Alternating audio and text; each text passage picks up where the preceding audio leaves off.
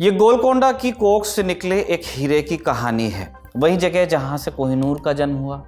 इस हीरे के बारे में मशहूर है कि शिव की आंख से निकलने के बाद इस हीरे को कोई भी हमेशा के लिए अपना नहीं बना पाया। कभी हिटलर से बचने के लिए इस हीरे ने आधी दुनिया का चक्कर लगाया, तो कभी किसी राजा की तलवार की मूठ बने इस हीरे पर बर्बादी के इल्जाम लगे। ये 1930 के दशक की बात है। अमेरिकी बैंकर और इन्वेस्टर जेपी मॉर्गन कंपनी के फाउंडर के बेटे जेपी मॉर्गन जूनियर ने एक हीरा खरीदा। अब ये कोई मामूली हीरा नहीं था, बल्कि यह हीरा दुनिया के 24 सबसे बेशकीमती हीरों में शामिल था। बड़े शौक से उन्होंने इस हीरे को एक हार में जड़वाकर अपनी पत्नी को तोहफे के रूप में दिया। उनकी पत्नी को यह हीरा काफ़ी पसंद भी आया। उस दौर की मीडिया रिपोर्ट्स के मुताबिक इसे पहनने के कुछ दिनों बाद ही उनके जीवन में मुश्किलें बढ़ने लगी, तबीयत खराब होने लगी और उनके परिवार की माली हालत खराब हो गई। कुल मिलाकर उन्हें काफ़ी समस्याओं का सामना करना पड़ा। इन सब चीज़ों के लिए कुछ लोग हीरे के शाप को जिम्मेदार मानते हैं। दरअसल ये हीरा ऐसा वैसा हीरा नहीं था। इस हीरे ने सदियों से राजा महाराजा से लेकर आम आदमी सबको कौतूहल से भरकर रखा। ये हीरा आया कहाँ से, अभी कहाँ है, ये सब जानेंगे। नमस्ते, मैं हूं निखिल और आज हम एक हीरे की कहानी सुनने जा रहे हैं तारीख में।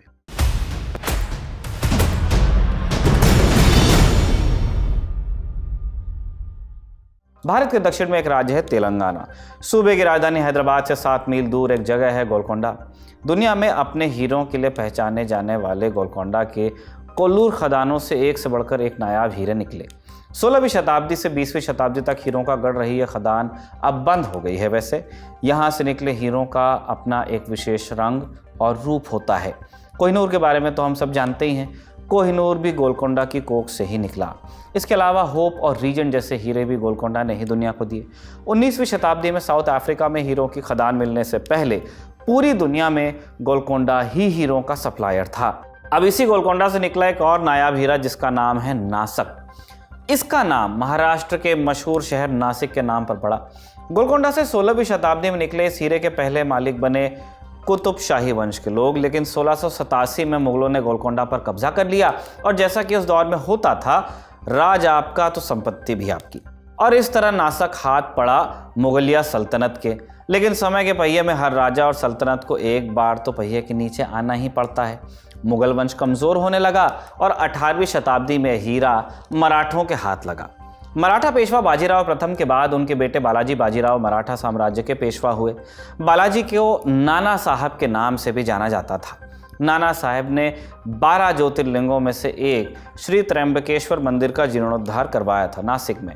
मंदिर बन जाने के बाद नाना साहब ने मंदिर को अनेक रत्न और जेवरात दिए, जिसमें नासक हीरा भी शामिल था। इस हीरे को त्र्यंबकेश्वर शिव मंदिर में भगवान शिव की मूर्ति की एक आंख के रूप में स्थापित किया गया। यहाँ इस हीरे को केवल एक आभूषण के रूप में नहीं, बल्कि एक दिव्य तत्व के रूप में पूजा जाने लगा। लोगों की आस्था थी। लोक कथाओं के अनुसार इस हीरे पर महादेव का आशीर्वाद था और ये उस इलाके को खतरे से बचाता था। कहा जाता था कि जब सूरज की पहली किरण इस हीरे पर पड़ती तो उसकी चमक से पूरे मंदिर में रोशनी हो जाती। इस हीरे के प्रति आस्था इतनी गहरी थी कि इसे देखने के लिए दूर दूर से श्रद्धालु यहाँ आते थे। लेकिन समय का पहिया एक बार फिर घूमता है। अब देखिए नियति में क्या नियत था। मराठों और अंग्रेज़ों के बीच 18वीं शताब्दी में कई लड़ाइयाँ हुई, जिन्हें एंग्लो मराठा वॉर्स के नाम से जाना जाता है। एक तरफ मराठा साम्राज्य और दूसरी तरफ अंग्रेज़। तीसरे और आखिरी एंग्लो मराठा युद्ध में अंग्रेज़ों ने पेशवा बाजीराव द्वितीय को हरा दिया। इस तरह मराठाओं के राज्य का सूर्य एक तरह अस्त हो गया।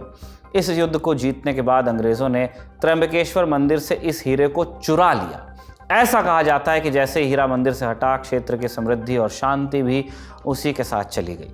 हीरे को कंपनी के गवर्नर जनरल हेस्टिंग्स को सौंप दिया गया और उसे लंदन भेजा उन्होंने।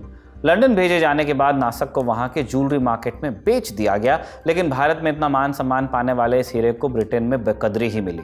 बाजार ने इसमें ज़्यादा उत्सुकता दिखाई नहीं। उसे वहाँ खुरदुरी सतह वाले और बिना चमक वाले ठोस चीज़ की संज्ञा दे दी गई और इसे लंदन के बड़े नामी ज्वेलर रैंडल एंड ब्रिज ने खरीदा। वो इंग्लैंड के राज जौहरी भी थे, लेकिन इसकी कीमत लगी मात्र 3000 पाउंड यानी करीब 3,25,000 रुपये।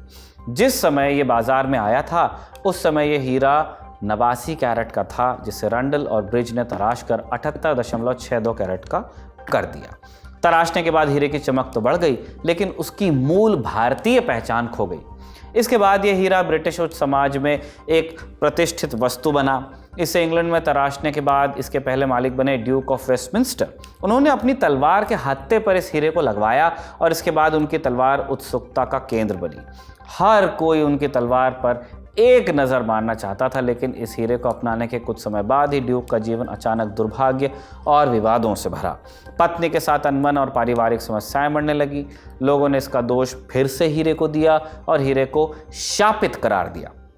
लोगों ने कहना शुरू कर दिया कि यह हीरा जिस भी घर में जाएगा उसे तबाही ही मिलेगी।